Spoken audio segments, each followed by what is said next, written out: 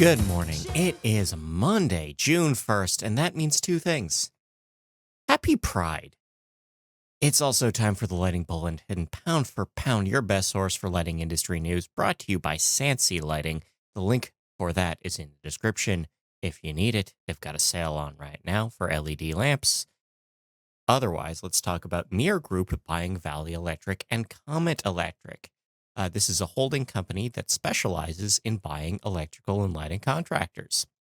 Wesco will be issuing a dividend of 50 cents per share. Someone at Luceco, specifically insider John Hornby, sold 100,000 shares of stock.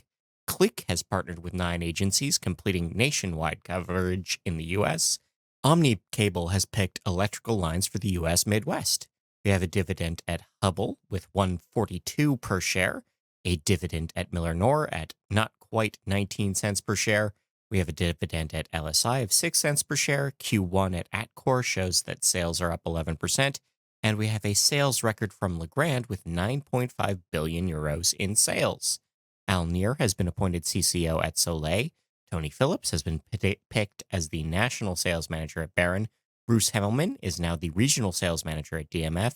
Joe DeAngelis has been named the VP of CNI sales at MaxLight. And we have a recap of 48 lighting moves. If you want that, you got to visit, you got to sign up for the newsletter. You got to get that every Monday morning. Get all the links. Speaking of links, the Lighting Industry's Old School Link blog is on LinkedIn. Follow us there for a little bit more. This issue, we talk about circadian issues and orange lighting as a trend. E2 Lighting International will be focusing on commercial LED systems. That's part of a new business pivot for them.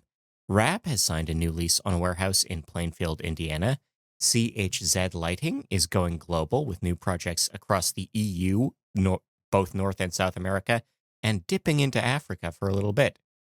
Epic celebrated 40 years in business with a special award from the NAED. Canada's building trade unions have released a new reconciliation action plan to improve relations with Indigenous Canadians. Agazzini has gotten gold from EcoVadis.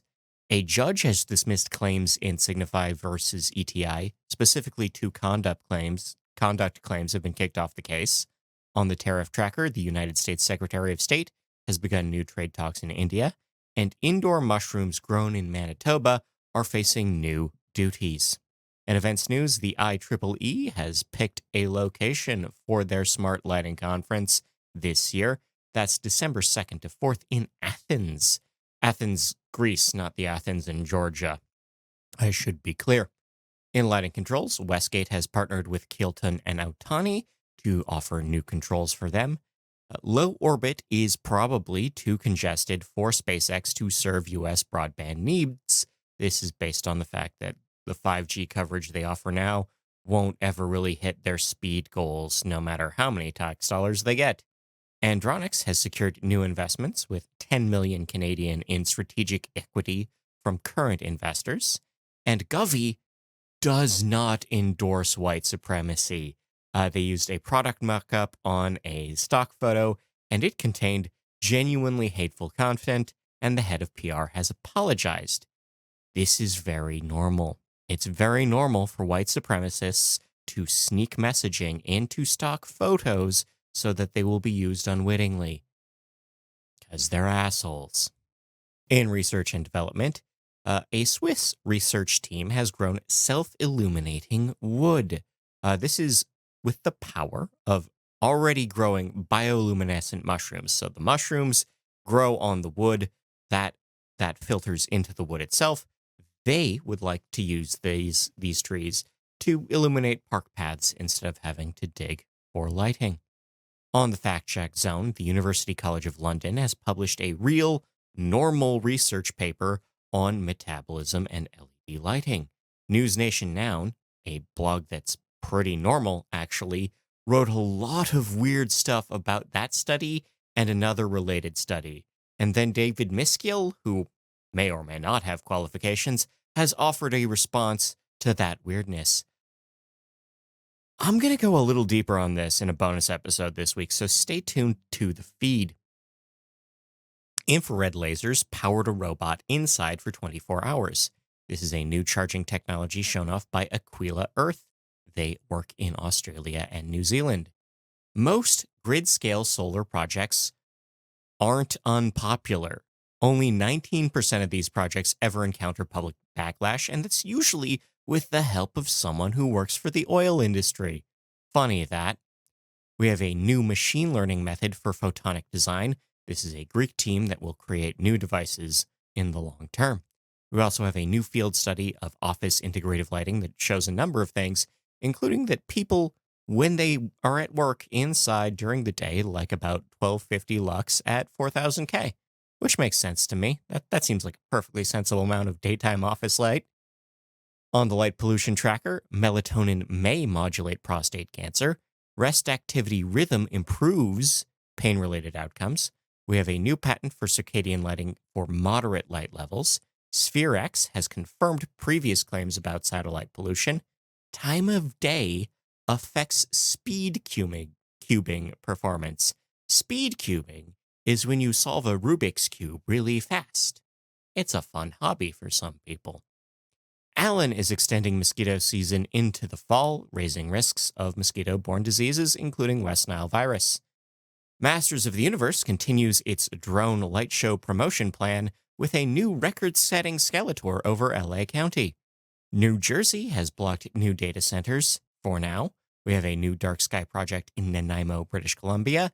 Norfolk, Virginia is switching over to dimmer, warmer LED thanks to community involvement. Riverside, Illinois is adopting a new nighttime lighting report. Badlands National Park in South Dakota is closing in on a dark sky certification.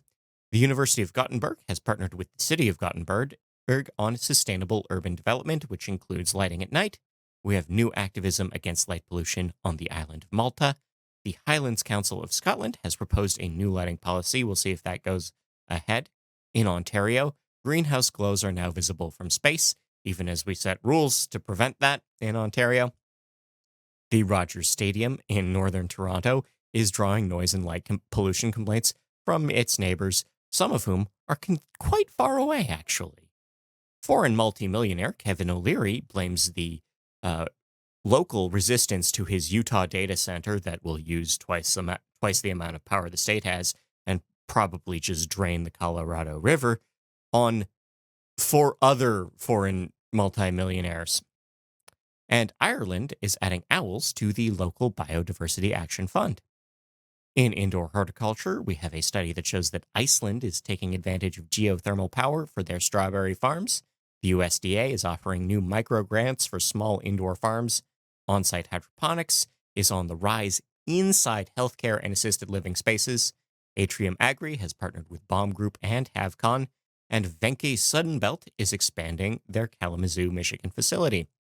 Harris County, Texas has been hit by copper thieves, specifically going over after electrical substations, and an arrest of a man with 40 pounds of cables was made in Long Beach, California.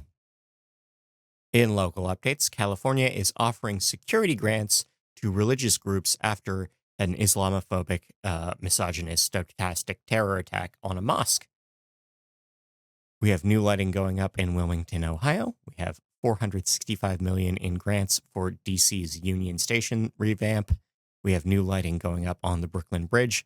We have thousands of broken streetlights in Buffalo, New York. We have smart street lighting going ahead on King's College campus. UMass students have proposed lighting upgrades to the town. Arcadia, Florida residents are seeking more lighting on streets. Southwire has completed an efficiency project with Duke Energy's money. South Bend, Indiana residents can now apply for a solar lamppost from the city. Boca Raton, Florida softball fields are getting lighting. And we have new security projects going ahead at Ontario Beach, New York. In global news, we have a smart light, smart city project going ahead in Liverpool in the UK. We have 25 million euros for community center renovations in Ireland. We have 10,000 new streetlights going up in Rome. Israel is cutting the security budget to Gaza to the bare minimum, which means there probably won't be lighting in there anymore. And Signify will be expanding its retail sales network into China. Ovia has entered the sports lighting market. You can turn a broken lighter into a nightlight. You can build your own Cyberpunk 2077 urban flash there, Choom. You can also make a transforming LED filament lamp, or you could build festival badges that light up and sync with each other, like at a K-pop concert. I've been Scott Walked Around. I want to thank you for your time, your attention, your ratings, your reviews, for signing up for the newsletter, for following us on socials, or otherwise visiting our sponsor, Sansi Lighting. We'll see you next week. Take care of yourself.